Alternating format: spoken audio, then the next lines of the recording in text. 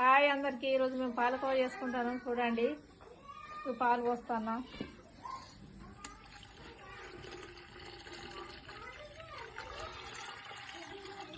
చిక్కర పాలకోవా వేసుకుంటే పాలకోవా తయారవుతుంది.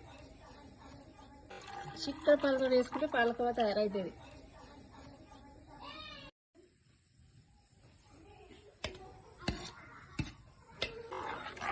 ఇలా దగ్గర పడ్డాక చక్కెర వేసుకోవాలి సరిపోయేంత.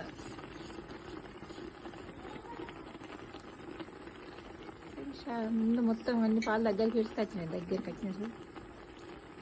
తయారైంది.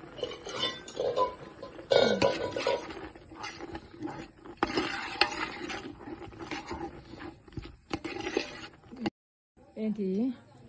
Dry fruits. డ్రై ఫ్రూట్సా? Dry fruits.